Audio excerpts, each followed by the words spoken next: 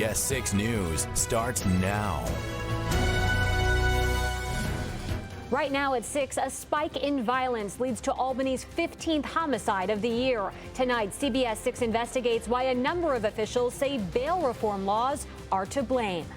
Plus, a dose of reality. A professor at RPI publishing a book about the history of drug addiction, what she says it can teach us about the struggles that people face.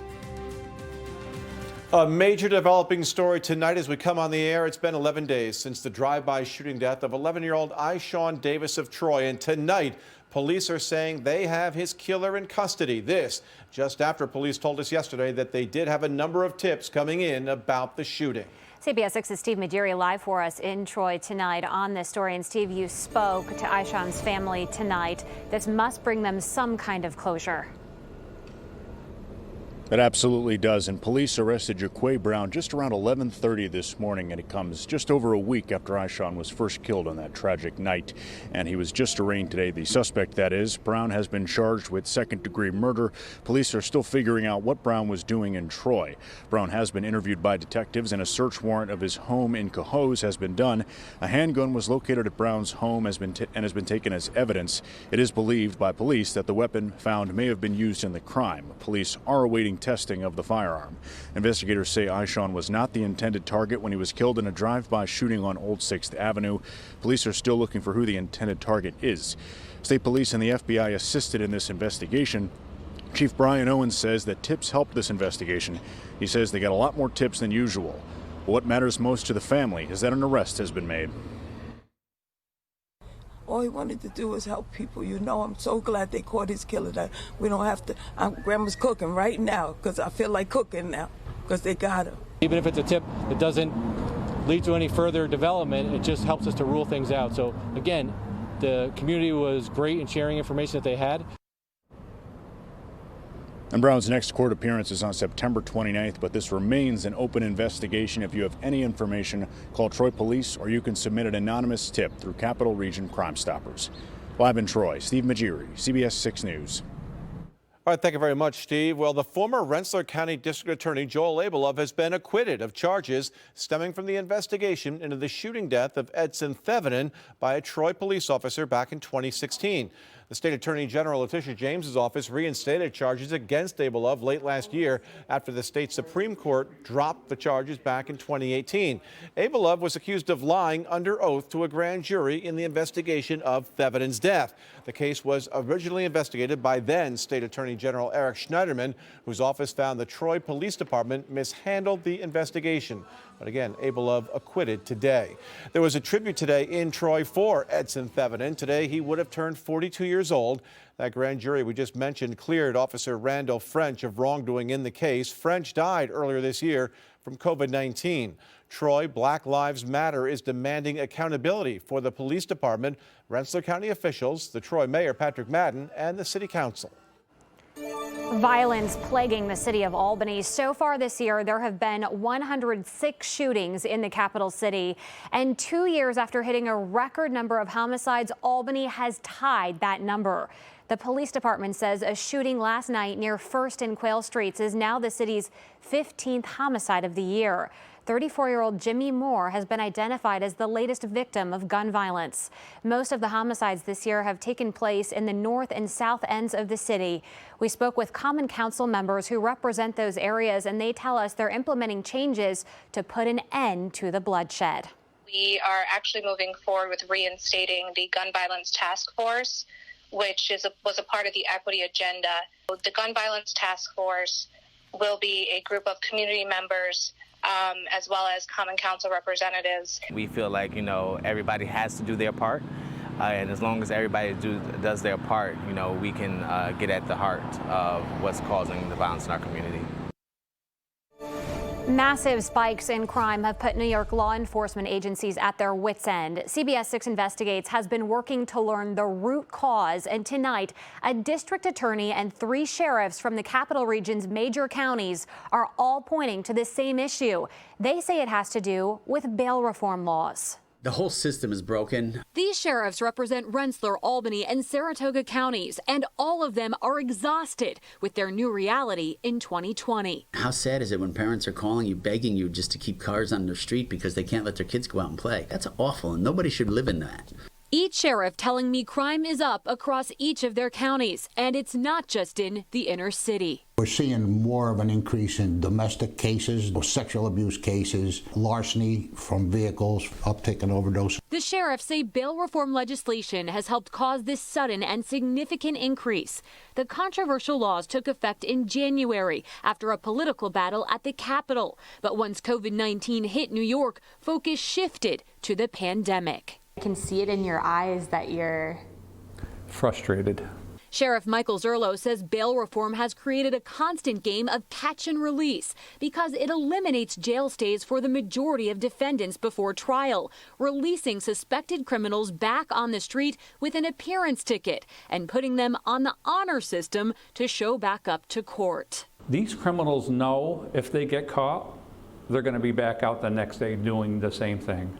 Rensselaer County Sheriff Patrick Russo offers a prime example. This 5-time convicted felon was one of 25 inmates let out of his jail as bail reform laws took effect. About a month later, he was arrested again on new drug charges and was released again because of bail reform. He never showed up to his court date. You see all these shootings that are going on around the Capital District. Drugs and guns always go together.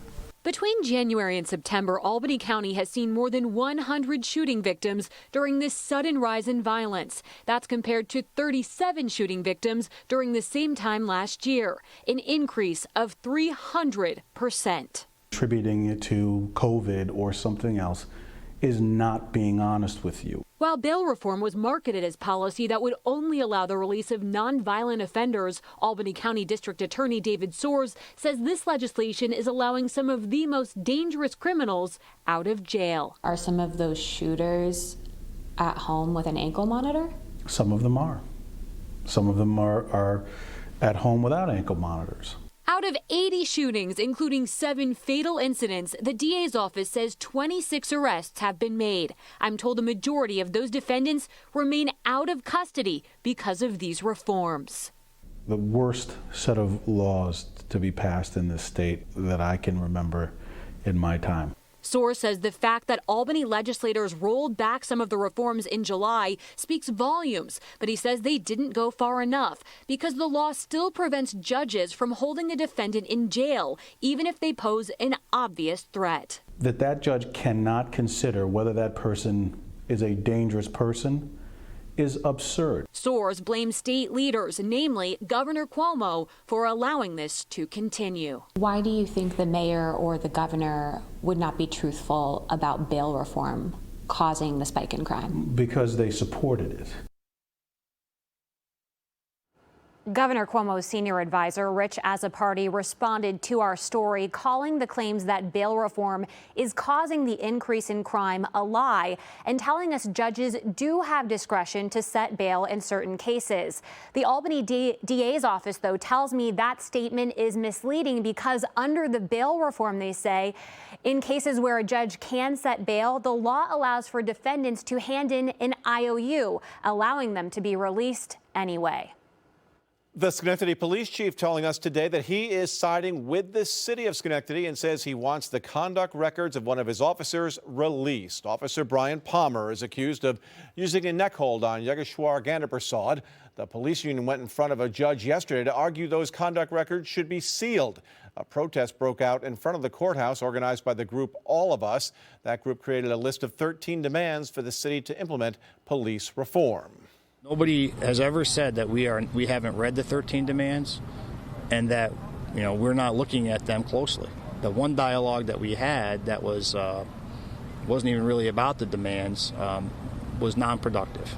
There was one conversation, which I have the video of. A member of the faith community had said, hey, could we try to have a conversation and maybe mediate a conversation with the police department and All of Us? Chief Clifford tells CBS 6 he is hoping to have a community conversation by mid-October. Well, a group of Capital Region protesters took to the governor's mansion in Albany in support of Breonna Taylor. Police say they did leave behind some damage. Liz Bishop joins us now with what they are demanding from Governor Cuomo. Liz? Greg, a small group of protesters actually spent the night sleeping in the middle of Eagle Street outside the governor's mansion to signify their outrage over the grand jury decision in Louisville and calling on the governor here to enact police reform. Some of the demonstrators wrote messages in chalk on the sidewalk and spray painted on the gates outside the executive mansion, writing in big, bold letters, Breonna Taylor, say her name, and blood on your hands, Cuomo. There were also references to George Floyd and Black Lives Matter. Our cameras were there as the graffiti and the chalk writings were cleaned up. Eagle Street was shut down overnight while the protesters camped out. State troopers kept guard over the scene, eventually moving the barricades put up by the protesters, who had started clearing out themselves around 9 this morning. The governor was in New York City when he addressed the grand jury decision and the resulting protests. Breonna Taylor's death was murder. People were outraged. Yes, because it's outrageous. If a person was murdered, then there's a murderer, right? That's how it works. And the underlying police action should never have happened in the first place. Governor Cuomo also renewed his call for police reform in New York. Back in June, you might remember, he issued an executive order after George Floyd's death that would strip any police department in New York of state funding if it failed to address systemic racism in its departments. Greg? Thank you, Liz. For the latest on all of our developing stories, you can visit CBS6Albany.com. You can also get notifications by following us on social media.